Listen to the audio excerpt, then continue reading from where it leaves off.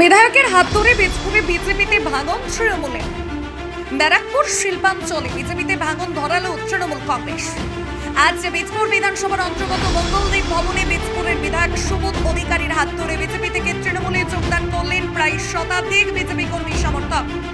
যোগদান পর্বে উপস্থিত হয়েছিলেন হালিশহর পৌরসভা চেয়ারম্যান শুভঙ্কর ঘোষ, হালিশহর টাউন তৃণমূল কংগ্রেস সভাপতি প্রবেশ সরকার ও অন্যান্যরা। আজ হালিশহর পৌরসভার 10 নম্বর ওয়ার্ডের শক্তি কেন্দ্র প্রমুখ সহ শতাধিক বিজেপি ছেড়ে তৃণমূলে যোগদান করলেন। বীজপুরের বিধায়ক বলেন, মমতা বন্দ্যোপাধ্যায়ের উন্নয়নে সামিল হওয়ার জন্য তৃণমূলে যোগদান করেছে। আগামী দিনে বিজেপি আরও ভাঙবে। যদিও এই বিষয় নিয়ে বিজেপির তরফ থেকে কোনো বক্তব্য পাওয়া যায়নি। আমরা যোগদান করেছি একটাই কারণ হচ্ছে, যেইভাবে আমাদের বিধায়ক সাহেব যেভাবে উন্নয়ন করছে, যেভাবে আমাদের চেয়ারম্যান সাহেব হালিশহরে প্রচণ্ড উন্নয়ন করছে, সেই হিসাবে আমরা উন্নয়নের সাথে থাকতে চাই সবসময়ের জন্য।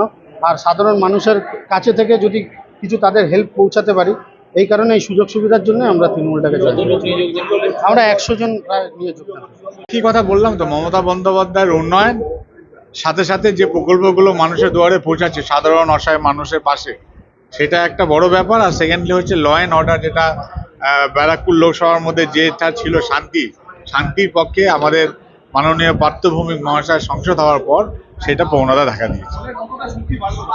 অনেক শক্তি বাড়লো, নিশ্চয়ই বাড়লো। আর আমাদের সব থেকে বড় ব্যাপার হচ্ছে, যেসব মানুষগুলো যদি সরকারি প্রকল্প থেকে বঞ্চিত থাকে, যেগুলো আমরা জানি না, হয়তো ওনাদের মারফতে সেগুলো জানতে পারবো।